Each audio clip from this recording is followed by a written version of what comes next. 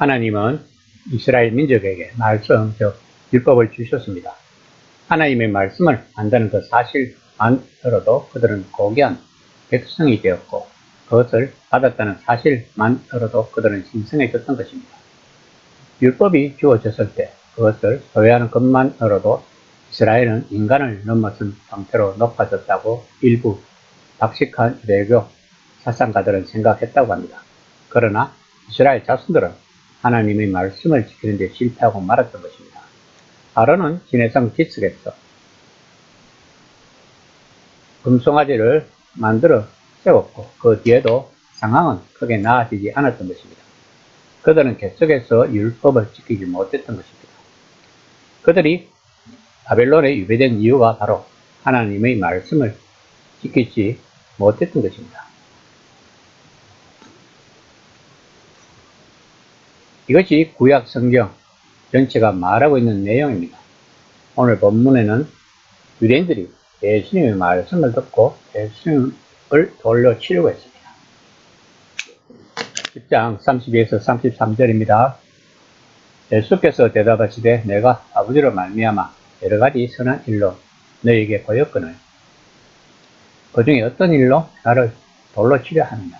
유대인들이 대답하되 선한 일로 말미암아 우리가 너를 돌로 치려는 것이 아니라 진성 모독으로 인함이니 내가 하나님이 되어 자칭 하나님이라 함이로다. 예수님은 지금 자신이 행한 모든 일은 하나님의 뜻을 따라 행했다고 말씀하고 있는 것입니다. 그러나 유대인들은 예수님이 행하신 표징은 인정을 한다는 것입니다.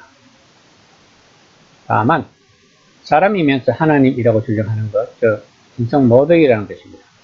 이처럼 예수님의 인성에 대한 문제는 종속수를 주장하는 아리우스와 아타나시오스의 논쟁 끝에 325년 니케아 공의에서 성부와 성자는 동일 본질이라고 공식적으로 인정되었다고 합니다.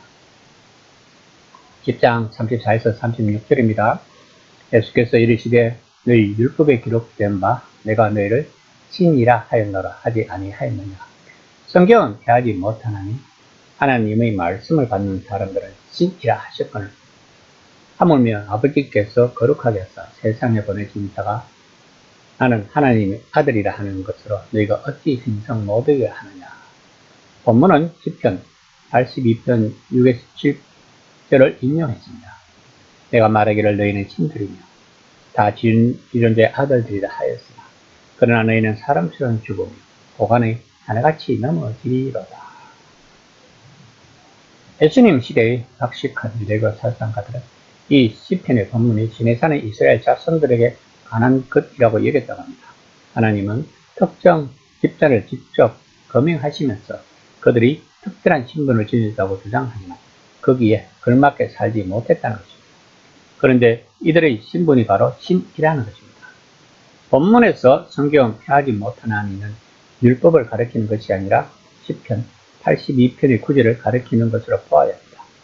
즉 자신이 행한 일은 구약 성경에서 권위와 신뢰성이 보증한 것이라고 말씀하고 있는 것입니다. 10장 37에서 38절입니다. 내가 만일 내 아버지의 일을 행하지 아니하거든 나를 믿지 말려니와 내가 행하거든 나를 믿지 아니할지라도 그 일은 믿으라. 그러면 너희가 아버지께서 내 안에 계시고 내가 아버지 안에 있음을 깨달으리라 알리라 하시니. 예수님은 마치 이렇게 이야기하는 것 같습니다. 너희는 모두 신들이다. 그런데 왜 너희는 내가 하는 말에 야단법석이냐.